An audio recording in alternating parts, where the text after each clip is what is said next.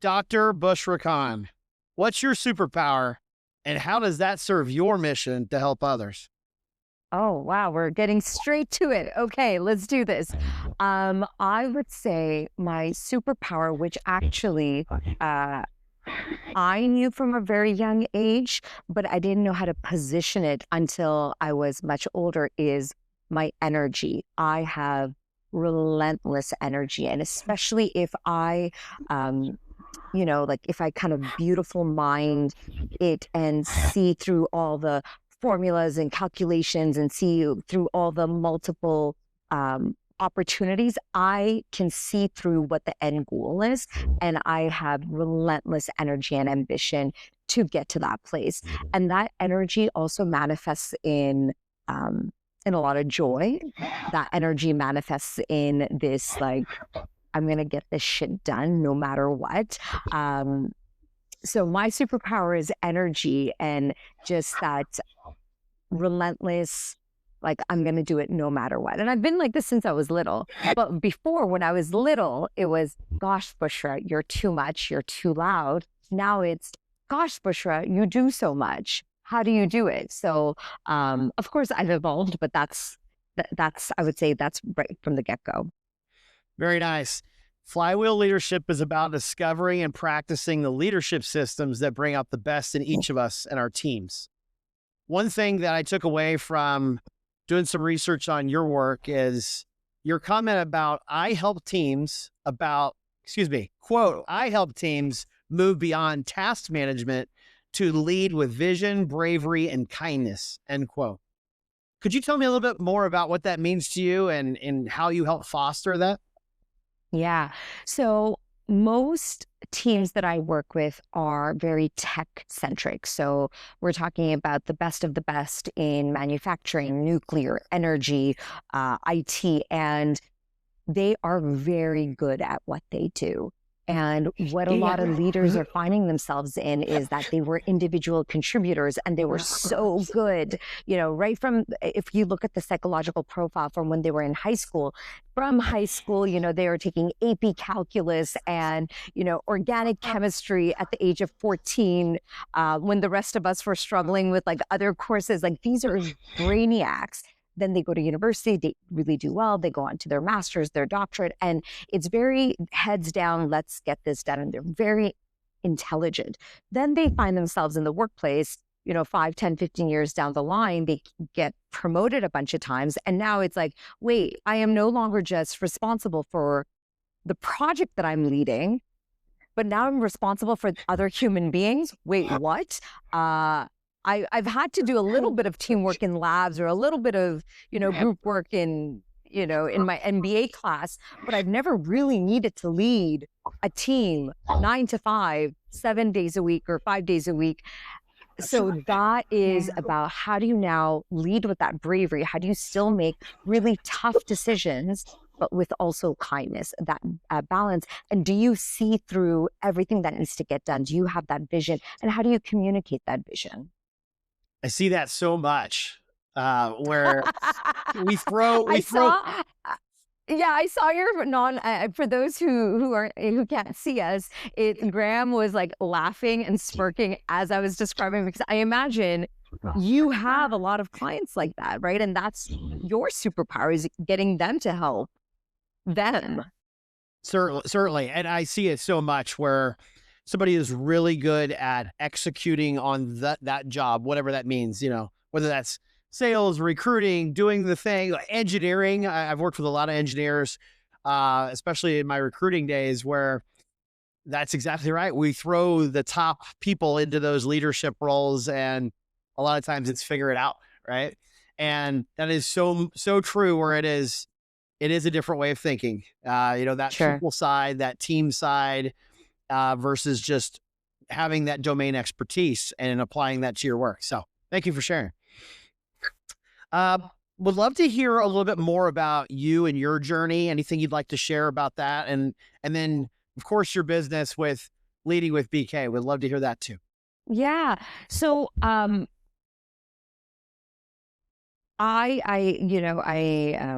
I'm a proud daughter of two immigrants. And especially if you grew up in the 80s and 90s, and maybe you resonate with this, Graham, is that the ideology was you go to school, you get good grades, you go to university, you work really, really hard, and then you find a good job, and then you're fine. And then you grow in that company for 20, 30 years, and you retire and they come to your kids' weddings, and you go to each other's barbecues, and that has really just turned on its head. And when I started off my career, I had done well. I did start my job and I was working, but then I realized that I was doing something that other folks hadn't. I was getting promoted because of the rooms that I was being invited into. And although I had no reason to be in those rooms or in those conversations, but because I was having those relationships with folks who I knew how to position myself, and now I know I was pitching myself. Though I didn't know that's what I was doing, I was just talking about all the cool things I was doing, or like just ideas that I had that, other people like, Bushra, you can't say that. That's the CEO of the company. I'm like, why not? Like, I think he'd be interested in knowing what's happening on the ground. He's like in his cushy, comfortable office. He doesn't know what's happening over here. I think he'd want to know. No, Bushra, you can't say those things out loud. So I did say things out loud. But there was an art to saying things out loud. There is an art to communicating different messages to different stakeholders. And now I understand that's called situational judgment. Now I understand that's called emotional intelligence. Now I understand that's called organizational awareness. Those aren't things that we were taught in school. And I'm not going to even say that it's the job of a traditional school to teach you. I think, especially when you're older in it is, and that's the education side of it. It is the job of like maybe post-secondary education institutional systems to expose you to that. But so that's where I come in. Leading with BK is because I teach in the MBA program at the University of Ottawa. I teach change management and leadership. And I'm seeing all these students come in, and then I only get 6 weeks with them, right? Because they have to take so many semester courses. I only get them for 6 weeks. And how can you teach someone the ins and outs of change management in 6 weeks? Or how do you teach someone the ins and outs of, behavioral leadership in 6 weeks? The answer is you can't. It's lifelong, and how you apply change management to one company is totally different for another company. That's why I launched Leading with BK, Leading with Bushra Khan, Leading with Bravery and Kindness, was how do we exactly address those? So companies bring me on to work with their teams around leadership performance and individual performance. And I know you've been doing a lot of that as well in Europe, in, of course, North America, but also in Asia. What are you noticing? What are some of the trends that you're noticing around leadership development in those, and are they different? I imagine they would be. Yeah. I think there's certainly differences, but certainly areas where that people dynamic is so common, regardless of the location or culture, things of that nature as well, where it could be so interesting. You could expect to go to, let's just give an example, rural Germany, and think everything's going to be different. And it's actually quite similar to going to rural Indiana to a manufacturing plant. A lot of the same challenges with leadership, talent, things of that nature, right? But then, of course, the ways of working and things of that nature can be so widely different. My experience with Asia it was a lot more of working remotely with teams on the ground, doing a lot of recruitment, things of that nature, where it was much more of, I hate to say where but it was much more we integrated them and trained them on our ways of working, so it would be a great partnership. But it wasn't the same level of leadership as where you're walking across the office and working with somebody one-on-one, right? It was much more of a functional or executional manner. So I can't say I have the firsthand experience as much as what I think you're getting at, but I've seen it across Europe, especially, and similar to my Asia experience with South America as well, where there's certainly some fundamentals there. But the cultures are, of course, very different. One thing that really rings true for me is just that leader to team or leader to person connection that means the world to how things actually work with trusting one another and having an understanding of where we're coming from, so that leaders can really articulate what the vision and goals are. And those team members can actually understand in a place where they can execute on them. We'd love to hear any thoughts you have on that.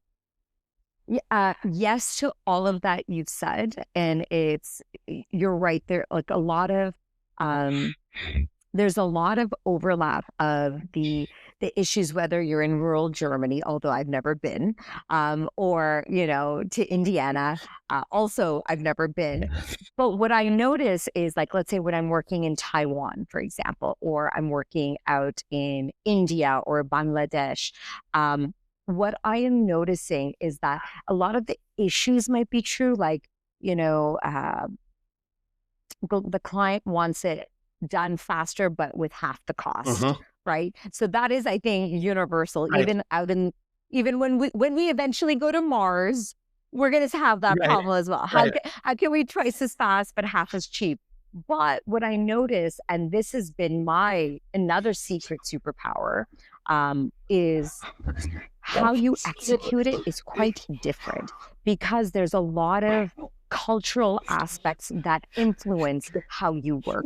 So, for example, in and not all places in Canada and US, but let's say if you are in New York or even say out in California, if you can't do something, you tell the client very kindly, but you tell them upfront that's not going to happen. Mhm. But let's say you're out in, say, Atlanta, or you are out in East Coast of Canada, or you're out in Taiwan, there's a little bit of like back and forth. Okay, we'll see if we can do it. I don't know. I'll get back to you. There's no direct like no to your face, Yeah. Yeah. right? Yeah. So especially if there's like if it's a global company and you've got teams across the globe, that's where things get a little tricky. So going back to my example of Taiwan, I work with Google Taiwan and Google Atlanta, similar in many ways, very different in many ways. But my Google Taiwan team has their counterparts out in California. You better believe California is saying, like, oh, if you can't do it, just say no to your Right. boss. And the Taiwanese are like, no, that's not Mhm. something we can do. Or in Taiwan, being very good at your work is a sense of pride. It's a sense of being. Whereas in North America, we have we're addressing the burnout culture very differently than they are in Asia. Not that Asian, in different parts of the world are not suffering from burnout, but the way we address and the way we solve it is very different ways. So that's been again, accidentally, I found myself in this space where it's like, oh, because I'm a third culture kid, meaning I was born and raised in Canada, but I had an Asian household. I learned to navigate multiple contexts at any given time. So, having that again, stakeholder management, I didn't realize I was doing that at age 7. Yeah. Like from such a young age, I'm like, okay, I have prayers to go to on a Saturday, but I also have a birthday party at a bowling arena, but I also have to study for a test. How do I do it all? And you better believe it, Graham. I did it all, Yeah. and I still do it all. Yeah. Yeah. Thanks for sharing that perspective. You made me think of a few things, Bushra. When it comes to, regardless of where in the world, it's still a lot of it comes down to how we treat people, how we Yeah. relate to them, and then how do we truly involve them in our teams. So whether they're, to your point, at a remote team in India, or they're sitting in your office, or remote in North America, how do you actually bring them in to your world and involve them and really embrace them as a team member? I mean, I've seen it so many times with offshore teams or remote teams where it's just, here, just do this, just do the work. And it's a whole different story versus, hey, let's show you how we do it. This is our way of working, this is our expectations, all that. And it's just a whole different ballgame when you actually take the time to bring them into your world. And a few episodes ago, somebody had really mentioned that concept of bring them into your world, which I love the way that sounds. So Yeah, absolutely.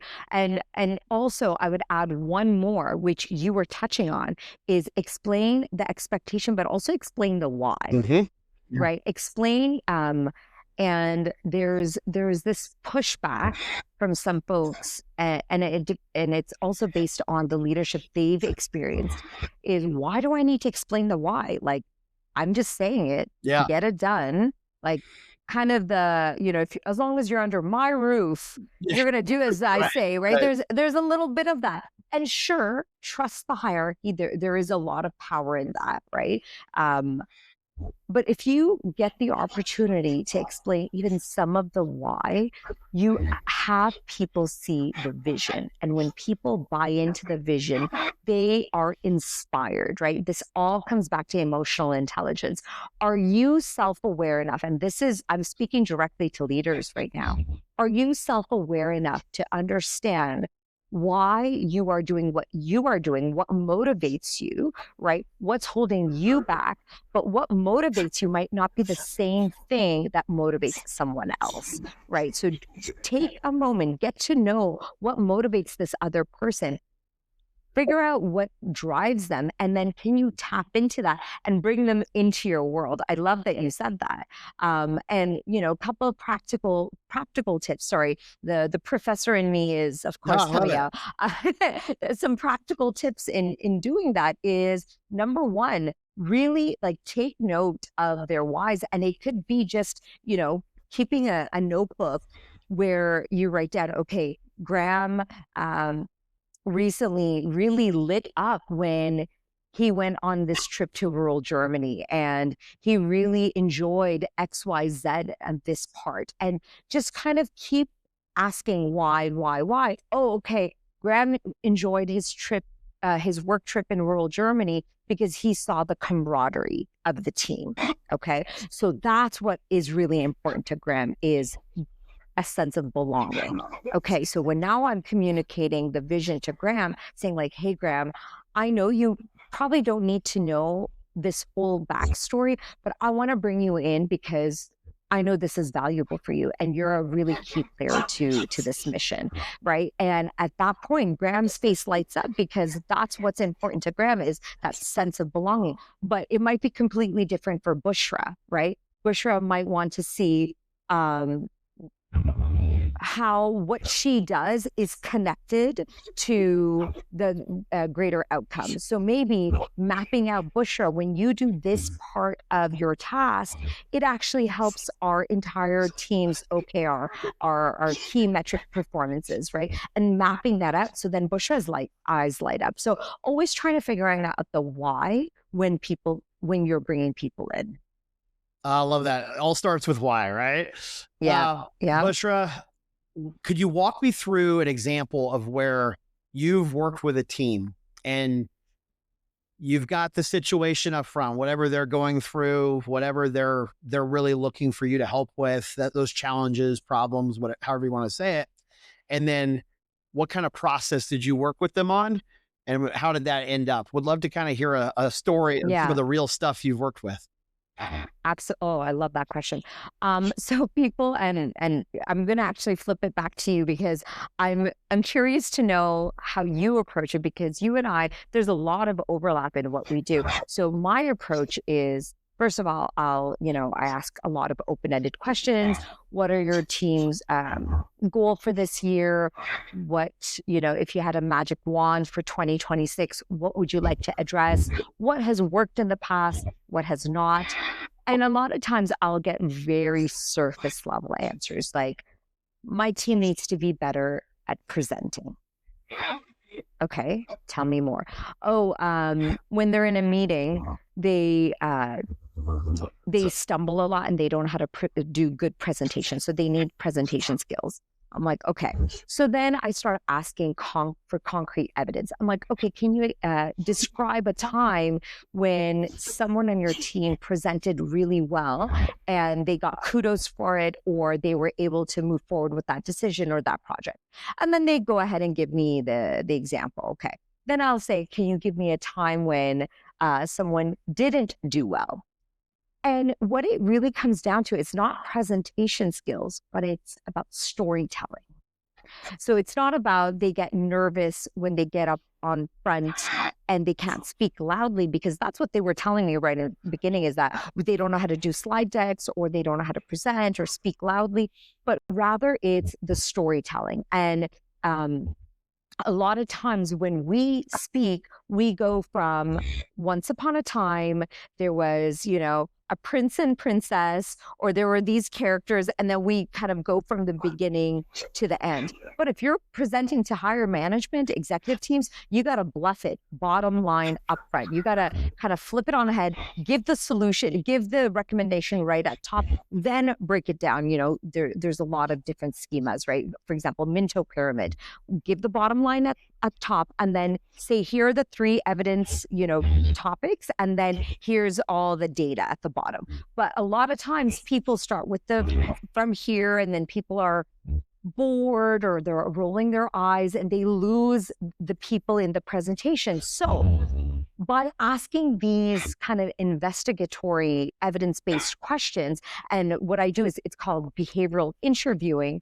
I find out that it's not actually presentation skills they're lacking. Rather, they don't know how to storytell. Rather, they don't know how to present the bottom line upfront. And that's what we work on, is the strategy. It's less about how do you speak in front of an audience. So how do you do it? Like, what's your process in getting to the crux of what your clients need? So very similar in what you're talking about. So you were talking about why as in motivations earlier, or that kind of thing. I think of it very similar in a different kind of why, the why of digging deeper, right? Like when you think of in management or manufacturing, you think of the 5 whys, like continuing to ask why until you get to the root cause. To me, it goes back to root cause on what are you actually trying to accomplish, right?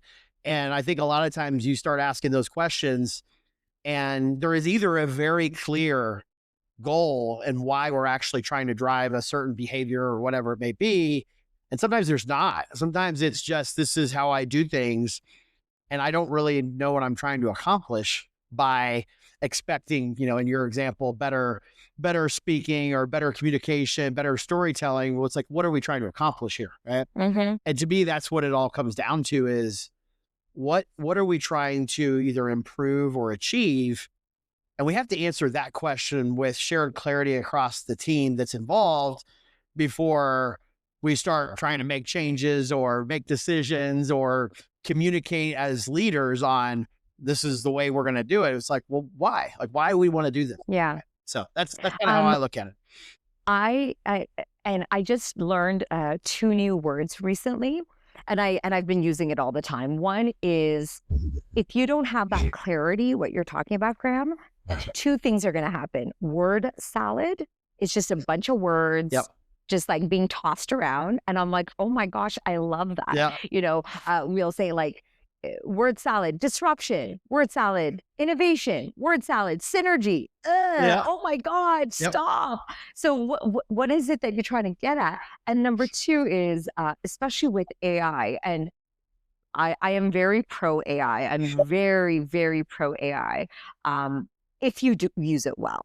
And the dangers of not using it well is that then you get slop. That's another word I learned. AI slop, data slop, right? So it's like, what is it that you're trying to say? Like, we're all so busy.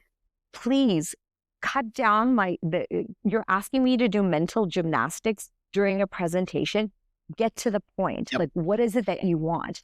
Please be clear in your ask. Please be clear in your actions. So word salad and slop. Those are the 2 words I've been using all the time. I love it. So it really stands out, Bushra, as you're talking about this, just how important as ever is simplicity and clarity with whether it's your questions or your message you want to get across. And I think so many of us are so worried about making it sound good and sound smart and sound different and all those things. We actually do end up watering it down a lot of times if we don't think it through it clearly enough on the front end to just really get down to what is it that we're trying to get across. That's exactly right. I love it. So when you're talking with teams, like what really is the most fulfilling aspect of your work? Oh my gosh, when they have their aha moments. especially, and there's always at least one or two people who are kind of cross-armed, and it's like, I don't even know why I'm here. Mm-hmm. Like, I'm only here because I've been told I have to be here. And so the most fulfilling is getting those people who are resistant to change, having that light bulb go off and be like, oh, that's what you're talking about? Okay, yeah, I can get behind that, sure. And so whether I do a strategy session or a leadership workshop or, even in my university classes, so it's really, I definitely am one of the most privileged, luckiest person in the world because I get to work with people who are still early in their careers, right? So they're year 2 to 5 within their careers. And I get to work with senior leaders who've been in their careers for about 20, 30 years. So, like, how cool is it that I get to see the newer Gen Z coming into the workforce and then the older millennials, even like older folks that on how they're managing their careers. And I would say there's always one or two people in the room who is like, I don't want to be here. I'm only here because I have to be here. And I always, always, always say, give me 15 to 20 minutes. If you don't want to be here afterwards, by all means, please leave. I won't tell anyone. No one's going to know on your end. So please. And I also do a no tech, low tech approach where if you're in my session, we're turning off the laptops and your cell phones are in your bag, like not even in your pocket, not even on your table. Like we're doing a no tech, low tech, and it's on me as the professor. It's on me as the facilitator. It's on me as the presenter to keep them so engaged, to keep their brains so engaged that they're not even missing their phones. And I do have a really high retention rate. I'm happy to report that. I have a really great ratemyprofessor.com ratings. My students fill it out. So I'm happy to share that. So it's that aha moment is the best part. That's great. And I love when you're talking about just engaging people to where that, first of all, they're not worried about what you're telling them not to be on as far as phones or whatever. And you're making it engaging enough to where there is that switch, right? It sounds like you're taking it as a challenge to really connect with those that are the most negative or challenging of whatever you're trying to talk with them about. So it's really cool. And I want to also say is that when people are in workshops or training sessions or whatever may be, they're taking time, like hours or days out of their work to be in the session, whether they self-selected or they were told they have to be. Either way, they're there, which means that their email inbox is just going unanswered, or they're doing something that is taking away from their daily jobs. So it's our job as professors, as trainers, as presenters, as facilitators to make it worth their time. And let's be honest, most training suck. Most trainers, and and oh my gosh, and of course we have our training feedback at the end of the session, but I get them to give me feedback, like a quick plus delta. Plus what went really well. Delta is the Greek sign of change. What can I change right now with a given solution? So don't say, oh, Bushra, I wish we had pink flamingos in your session, but rather, hey, Bushra, this layout, the way you have the tables laid out is not conducive to our learning. Can we actually change it like this? Like giving people that opportunity, like real time opportunity about 4 or 5 times a day to give you plus delta. That's how you're buying trust right away.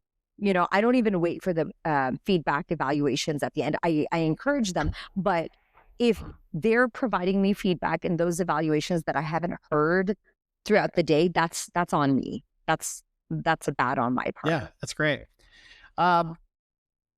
Really kind of going back to your leadership work with, various organizations. Bushra, what are you seeing in this? Every conversation has to have something about AI in it, right? So what are you seeing change across leadership Or what are you seeing with leaders that are needing to learn on their end, not just their teams, but what do they need to learn in this new age we're in? Yeah. So AI is here to stay. It's not going anywhere. Like we got to get with the program.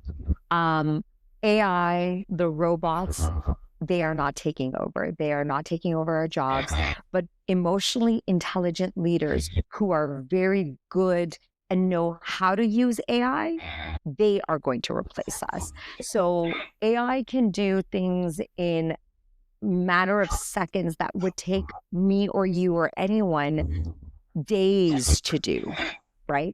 So going back to that example where you're saying that that word salad, that slop, that people don't need convoluted sentences and long paragraphs because first of all, most, maybe not all, most people are already using AI to write our emails and our documents and our Yeah. reports and our analysis, right?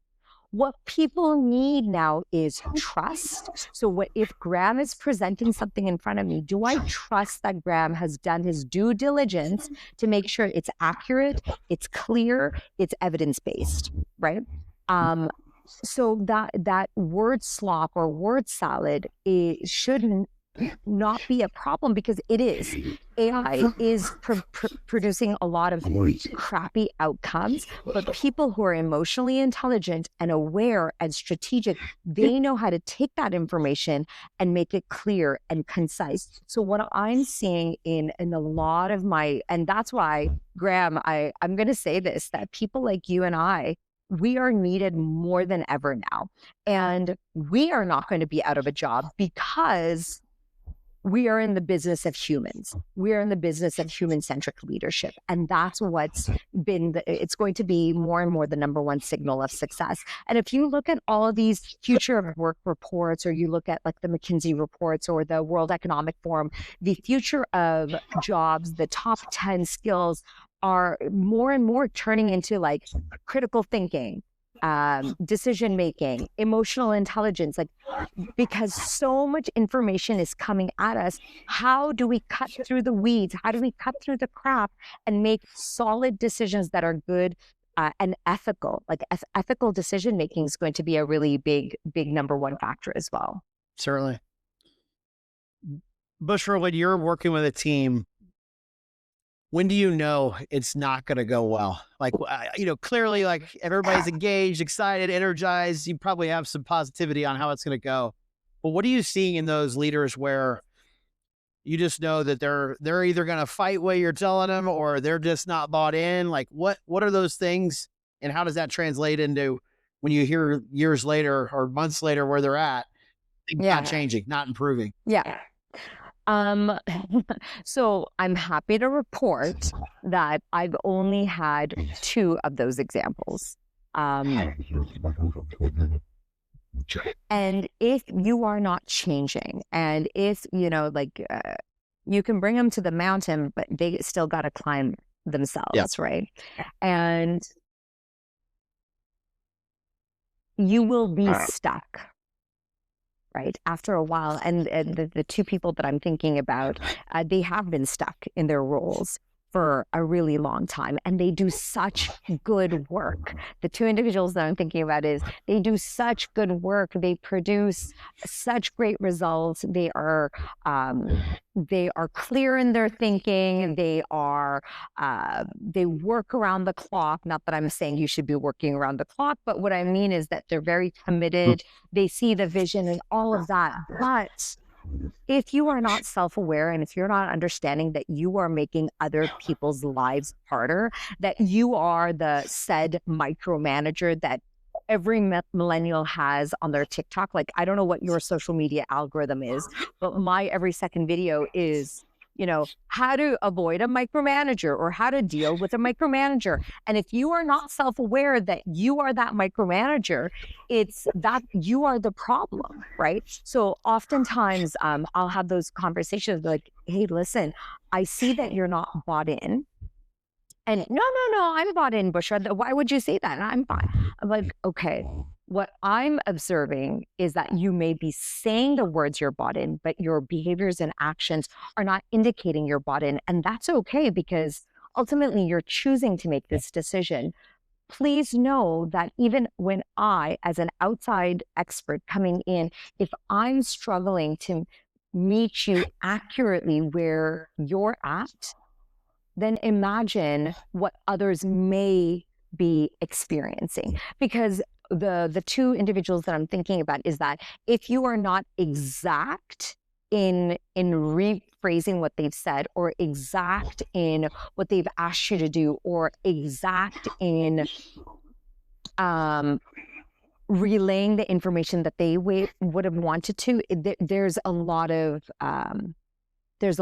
anger and a lot of mistrust, right? And I imagine, not that I'm a psychologist, but it really goes back to when we were kids, right? And I've done a little bit of work with them to kind of find out what their upbringing was like. And these two individuals had similar upbringings where if they were not exact in how to do things at home, they were punished. Okay. So it really does go back to our inner child, where did you have a lot of flexibility to make mistakes and be celebrated when you figured out those mistakes? Or were you punished for making those mistakes and that opportunity was yanked away from you?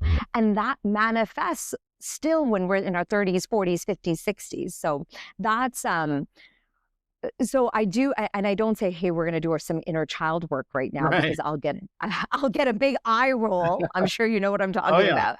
But it really comes back to like, tell me where this discomfort is coming from. What do you see, Graham? Like when people are pushing back or they're not bought in, how do you get them to meet you where you're at? Yeah, I think a lot of it does come back to what you said, as far as challenging them in a productive way of like, hey, this is what I'm observing from you and the way you're showing up, the way you're acting, the way you're taking in this information, and clearly not bought into what I'm saying or what someone else is saying. And then asking them a little bit more about the why behind that. Like, what do you not like about it? What's not landing with you? What do you not agree with? When you go to apply this in your group, your division, whatever, like, why do you feel like this is not realistic for you? Right. And seeing that. Amazing. Could you repeat that last part? I had just lost you where you said, when you apply this in your group. Yeah. Sorry. Thank you. When you apply this in your group, like this thought process or this idea, like, why is this a challenge for you and your group specifically? Like making them tell you the specifics in their world, getting away from the theoretical side of it and actually getting down to, hey, I can tell you don't really like this, you don't agree. Why? Like, let's talk about your specifics and kind of see what that looks like. And that's where you kind of No, I'm fine, Graham. I'm fine. Right. I don't have a problem with this. Yeah. So that's how I look at it. Bushra, what is one thing you've changed your mind on over the span of your life or career?